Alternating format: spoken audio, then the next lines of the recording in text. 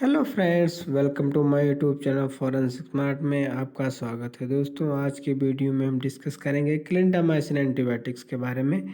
देखेंगे उसका क्या यूज होता है और उसका कब हम उपयोग करते हैं और कब हमें इसे नहीं करना चाहिए। तो दोस्तों, वीडियो को लास्ट तक जरूर देखें जिससे आपको इसकी संपूर्ण जानकारी मिल सके और आप इसका उपयोग सही तरीके से कर सकें। तो हम बात करेंगे पहले एंटीबायोटिक्स की कि व्हाट आर एंटीबायोटिक। एंटीबायोटिक क्या होते हैं? तो antibiotics are the medicines that fight bacterial infections in people and animal.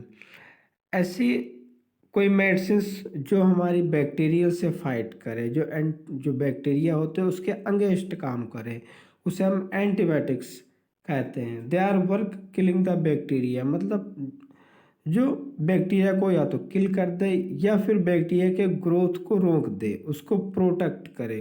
तो ऐसी हमारी मेडिसिन एंटीबायोटिक्स मेडिसिन्स कहलाती हैं। Do not antibiotics treat viral infection. जो हमारी एंटीबायोटिक्स होती है वो वायरल इन्फेक्शन में उपयोग नहीं की जाती। जो हमारे वायरस से कोई इन्फेक्शन होता है उसमें एंटीबायोटिक्स काम नहीं करती हैं। फॉर एग्जांपल, जैसे कोल्ड हो गया जिसमें रनी नोज वगैरह होता है, या आपका वायरल डिजीज हो गया, जो भी वायरस से डिजीज होती है, तो ऐसी कंडीशन में हमें एंटीबायोटिक्स यूज नहीं करनी चाहिए, वो उसमें काम नहीं आती हैं। तो हम बात करेंगे क्लिंडामाइसिन एंटीबायोटिक्स की। जो हमारी क्लिंडामाइसिन एंटीबायोटिक्स होती है वो वर्क करती है बैक्टीरियल इन्फेक्शंस पे। जब कोई बैक्टीरियल इन्फेक्शंस होता है तो उसमें उपयोग की जाती है। और इसका हम तब यूज करते हैं जब कोई भी पेशेंट को पेनिसिलिन की मेडिसिन उसको सूट नहीं करती है या पेनिसिलिन उसके लिए एलर्जी कंडीशन में होती है, तब हम क्लिंडामाइसिन एंटीबायोटिक्स यूज कर लेते हैं। क्लिंडामाइसिन एंटीबायोटिक्स इनहिबिट या किलिंग द एरोबिक बैक्टीरिया। जो क्लिंडामाइसिन हमारी वो होती है, वो क्या करती है, हमारी बैक्टीरिया को या तो इनहिबिट कर देती है या उसको मार देती है। और ये जो एंटीबायोटिक्स होती है क्लिंडामाइसिन, वो एनारोबिक बैक्टीरिया और हमारी कुछ ग्राम पॉजिटिव बैक्टीरिया पे काम करती है, उसको रोकने का काम करती है, उस बैक्टीरिया को मारने का काम करती है। जैसे हमारा पॉजिटिव बैक्टीरिया स्टेफाइलोकोक्सी और स्टेप्टोकोक्सी और न्यूमोकोक्सी, इस बैक्टीरिया को किल करने का काम करती है। नेक्स्ट हम देखेंगे क्लिंडामाइसिन एंटीबायोटिक वर्क्स कैसे करती है। तो ये हमारी जो क्लिंडामाइसिन होती है वो clindamycin act by inhibiting bacterial protein synthesis at the level of 50s ribosome. जो बैक्टीरिया के राइबोसोम होते हैं उसके 50s पे ये काम करती है और उसके प्रोटीन सिंथेसिस को रोक देती है, जिससे बैक्टीरिया की मृत्यु हो जाती है। देखेंगे एनारोबिक बैक्टीरिया से जो इन्फेक्शन होते हैं, जैसे न्यूमोनिया हो गया आपको, या टिटनेस हो गया, या साइनसाइटिस हो गया, या अपेंडिसाइटिस हो गया, अब्सेस से बिल्ड अप ऑफ द पस। जब कोई पस बन जाता है जिससे ब्रेन में बन जाए, या एब्डोमिनल कोई जो है पस बनने लगे कहीं, या लंग्स हो गया, या लीवर हो गया, तो उस कंडीशन में होता है एनारोबिक, जहाँ ऑक्सीजन की मात्रा नहीं होती है, ये विथआउट ऑक्सीजन ग्रो करता है बैक्टीरिया। तो ऐसी कंडीशन में हम क्लिंडामाइसिन यूज करते हैं। जिसे आप बॉडी में देख सकते हैं, जैसे एक्यूट इन्फेक्शन होता है साइनस का, या नेसोफेरेंजिस हमारे कोई नाक वगैरह में कोई होता है, यहाँ एन एरोबिक आपको देखने को मिल सकता है, या ब्रोंकाइटिस हो गया, लोअर न्यूमोनिया वगैरह में देखने को मिल सकता है, प्राइमरी पर्टुसिस हो गया। तो एब्डोमिनल में कोई आपको इन्फेक्शन देखने को मिल सकता है, यूरोजेनाइटल इन्फेक्शन देखने को मिल सकता है, वेजाइनल इन्फेक्शन आपको देखने को मिल सकता है।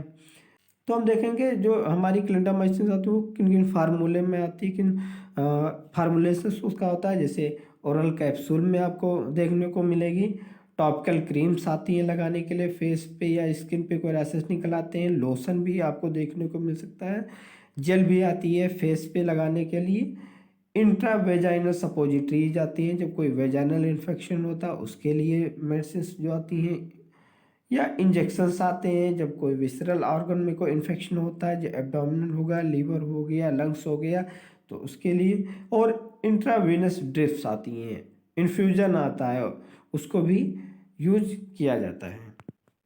तो ये डिफरेंट टाइप फार्मूलेशन आते हैं। अब देखेंगे इसका हम यूज कहाँ करेंगे। जैसे अपर रेस्पिरेटरी ट्रैक्ट इन्फेक्शन हो गया, हमारे कई अपर रेस्पिरेटरी ट्रैक्ट जैसे टॉन्सिलाइटिस हो गया, साइनसाइटिस हो गया, तो ऐसे कंडीशन में हम इसको यूज करेंगे क्लिंडामाइसिन को। लोअर रेस्पिरेटरी ट्रैक्ट इन्फेक्शन, जब कोई लोअर रेस्पिरेटरी ट्रैक्ट इन्फेक्शन होता है, जिससे लंग एब्सेस हो गया, लंग्स में कोई आम पस बनने लगा, या निमोनिया हो गया, या एम्पाइमा हो गया, या ब्रोंकाइटिस हो गया, तो ऐसी कंडीशन में यूज हम कर सकते हैं। Skin and soft tissue infection, जब कोई इन्फेक्शन हमारे स्किन पे हो जाता है, कहीं रैशेज हो जाते हैं, उंड हो जाता है, इन्फेक्शन हो जाता है, एक्ने आपके मुँह से निकलते हैं, उस कंडीशन में यूज कर लेते हैं।